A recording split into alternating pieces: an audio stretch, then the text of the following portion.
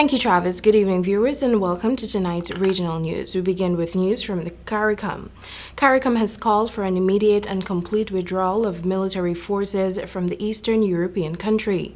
Russian President Vladimir Putin Thursday launched a military operation in Ukraine with explosions being heard across the country, and Ukraine's foreign minister warning a full-scale invasion was underway. In a statement, CARICOM said the recognition of the Russian Federation of the regions of part of Ukraine represents a violation of the territorial integrity and sovereignty of Ukraine. The hostilities against Ukraine go counter to the principles of respect for sovereignty, territorial integrity, non-interference in the internal affairs of another sovereign state, and the prohibition on the threat or use of force, and the peaceful resolution of disputes, which are the bedrock of this community. CARICOM maintains that the principles of universal respect and adherence to these norms and principles of international law are fundamental to the maintenance of the international system and global peace and security. CARICOM calls on all parties involved to urgently embark on intensified diplomatic dialogue to immediately de-escalate hostilities and work towards a sustainable peace. We tell you now that for the first time since the start of the pandemic, the Duke and Duchess of the Cambridge are set to undertake an official overseas visit together. Prince William and Kate Middleton will visit Belize, Jamaica, and the Bahamas on a week-long tour in late March.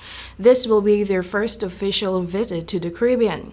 The tour will begin in Belize on March 19th and end in Jamaica on March 26th.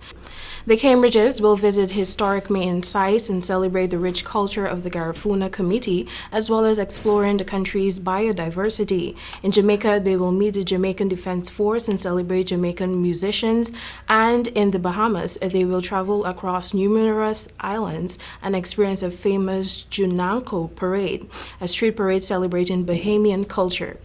The Caribbean visit will focus on causes that the Duke and Duchess of Cambridge care about, including mental health and early childhood education. According to the Kensington Palace, their Royal Highness are keen to understand more about the impact that the pandemic has had across the Caribbean and how communities have pulled together to respond to the challenges they face. Now for a final story coming out of Venezuela. Amid the ongoing tensions between Russia and Ukraine, President of Venezuela Nicolas Maduro reaffirmed his support for Russian President Vladimir Putin. He claimed that the West is intending to encircle Russia militarily and strategically, as per the reports. In the news, during his discussion with his cabinet, Maduro spent almost an hour discussing the rising tensions between Russia and Ukraine.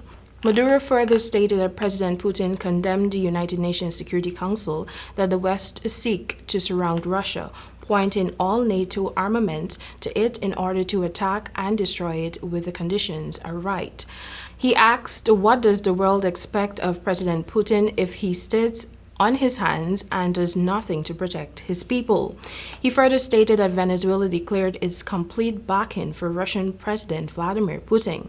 Meanwhile, on behalf of the people of Venezuela, as interim president and representative of the only legitimate and democratic national public power of the nation, Juan Guaido has expressed support to the Ukrainian people and President Zelensky after the unjustifiable military invasion perpetuated by President Putin, backed by dictatorship of Nicolas Maduro. He said what is happening in Ukraine and the alarming support shown by the Venezuelan dictatorship to the very serious decision taken by the Russian Federation against its nation is new proof that President Maduro regime is part of the international catalog that support each other without hesitation to perpetrate attacks against the democracies of the free world. Guaido added that all countries who consider themselves democrats throughout the world must act together. That has brought us to the end of tonight's regional news. Thank you for watching. Back to you, Travis.